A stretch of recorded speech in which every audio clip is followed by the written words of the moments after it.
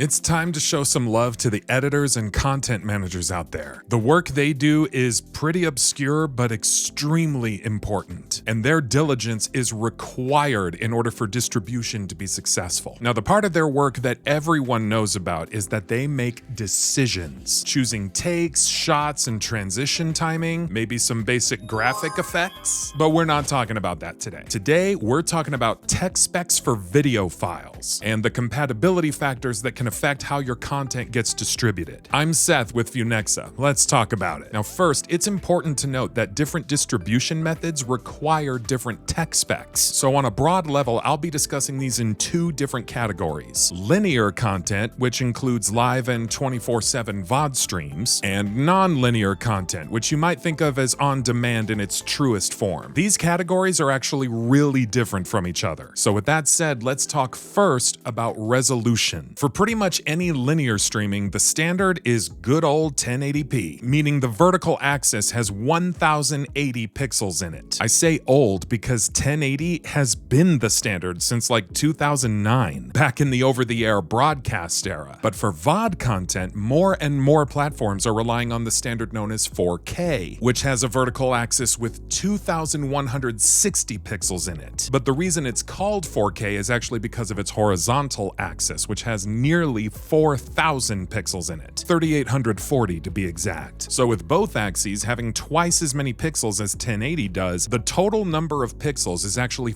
4 times that of 1080p. That's a pretty big gap, right? So why do linear and non-linear streams have such widely different resolution standards? Because they operate on totally different scales. Linear streams are sent from a single source to many viewers simultaneously. Moving that much data to that many people consumes a lot of bandwidth all at once. Non-linear VOD, on the other hand, streams from any of multiple redundant servers to individual viewers who aren't synchronized with each other at all. That means less bandwidth per unit of time, which leaves more headroom for a higher quality viewing experience. That brings us to frame rates. Most linear content will be streamed at 29.97 frames per second, usually expressed as a nice even 30. Non-linear content has a much wider range of frame rates, landing anywhere from 23.976 frames per second, 24, that's for cinematic content, to as high as 59.94 or 60, which is usually seen in content optimized around video games, for example. Again, the difference is because of scale. Higher frame rates mean more bandwidth per stream. Now, what about color space? You may have heard an increasingly buzzworthy acronym lately, HDR, which stands for High Dynamic Range. HDR is a subset of color space standards, with the mainline standard being Standard Dynamic Range, or SDR. HDR maximizes contrast ratios, which in turn increases color accuracy. It's not yet considered a standard in terms of compliance, but as home displays and internet connections continue improving over time, the popularity of HDR will also keep climbing. Most of the premium SVOD platforms like Netflix, HBO Max, and even YouTube support 4K HDR as the standard for nonlinear video. But for linear video and the greater streaming industry as a whole, SDR still remains the standard. This means that editors and managers have to render their content in both standards, which can be a little more challenging than you might think. But arguably, the three most important factors that affect how video looks, sounds, and moves across the internet are the codec, the bitrate, and the streaming protocol. The codec is basically a standardized set of instructions for how digital video gets compressed. The bitrate is about balancing that compression in terms of its quality versus its efficiency. Higher bitrates mean higher quality, but lower bitrates mean higher efficiency. The streaming protocol is all about how all that data actually gets moved across the internet. Now, the codec conversation has recently gotten very interesting. For a really long time now, the reigning standard codec has been H.264 using the MP4 file container. It's been universally supported for so long that most online architecture is optimized for it. But its age does present a couple of major challenges going forward. For one thing, it's not nearly as efficient as more recent alternatives like AV1 or HEVC. And there's actually a bit of a format war happening between AV1 and HEVC, and it's not really clear in 2026 which one of them might pull ahead. AV v1 is open source with universal browser support, so that makes it relatively easy to stream. But today, most hardware encoders still don't support that particular codec, and it uses a bespoke file container that can pose some issues on the storage side of things. HEVC, or H.265, does have the hardware encoder support and the MP4 container, but it's also patented by Apple. So in terms of browser support, the only browser on the market that has native support for HEVC is Safari, and HEVC is also somewhat harder to pair with some streaming protocols. Speaking of streaming protocols, we're going to talk about the three most common ones in the streaming space: RTMP, SRT, and HLS. Real-time messaging protocol is efficient, flexible, and relatively agnostic toward codecs. It's also old, kinda hard to encrypt, and not particularly stable. Secure, reliable transport is encrypted and stable, but it's also not as commonly supported and kind of a headache to actually implement. Then there's HTTPS live streaming. Because HLS is also sorta kinda patented by Apple, its ideal codec pairing would be HEVC, but that patent also narrows the list of supporting parties basically to just those who are willing to pay the license royalties. But HLS also serves as sort of a de facto gatekeeper for iOS devices, and for that reason, most platforms will expect to be sent HLS from any distributor they're working with. If you're starting to feel overwhelmed, the good news is that most distributors will be perfectly able to handle most of these details for you, using automatic cloud-based transcoders to render all the necessary variants at scale. With so many variables and implications to consider, it's always nice to work with a distributor that really knows what they're doing. And just so you know,